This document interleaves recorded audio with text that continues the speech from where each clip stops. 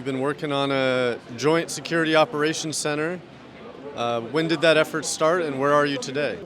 Started about 9 months ago when we realized that a lot of the counties don't have the capability, staff-wise or skill-wise, to do their own cybersecurity. So whereas traditionally our security at the state is always taking care of the cabinet level agencies, we saw an opportunity to partner with the universities, the state colleges, and the community colleges, as well as the ESUs, who are losing a lot of the SLCG grant funding currently that things are on, and extend our capabilities out using a large intern workforce. And we're partnering with our vendor community to try and get certificates and training in cybersecurity, as well as using the loophole we have in states where we can have people come in and do top secret clearance and secret clearance process.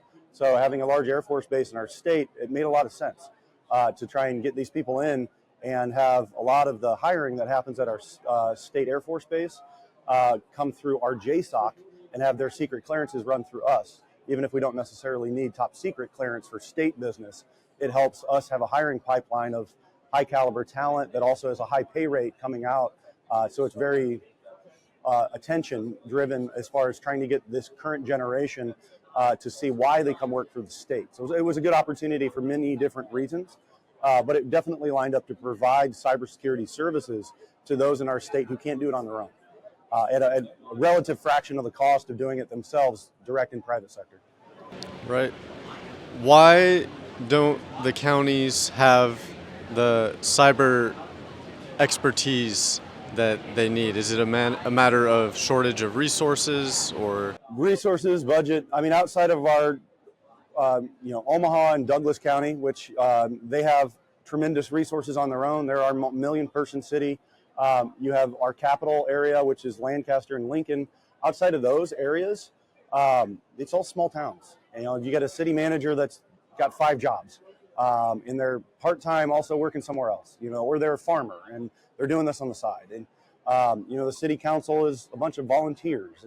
They just don't have the budget or the resources or the revenue, honestly, in taxes to generate the ability of cybersecurity is one of the most expensive things we can do outside of AI right now. And if I can do fractional cost sharing of resources, software, and platforms, it's about the only way a lot of these small counties can afford to get into this and protect their assets, both their physical assets and the infrastructure side, as well as their digital assets. Have the state and local cyber grant funds been of a benefit to your state? They have definitely benefited our state in their history.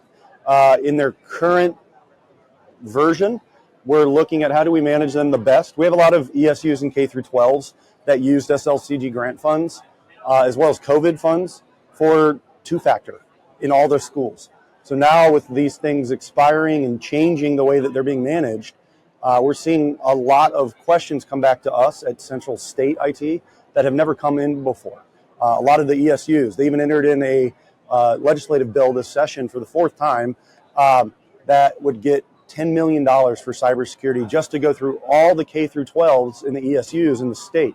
It didn't make it out of committee because we're in a budget deficit. So asking for that much money in a budget deficit year, it just doesn't make sense. But there's a need. There's obviously, I think we have 93 counties, and each one of them will have an ESU, as well as multiple large counties that have multiple ESUs. So we have all of these entities that are asking for cybersecurity resources and platforms and skills and funding that aren't getting it somewhere else.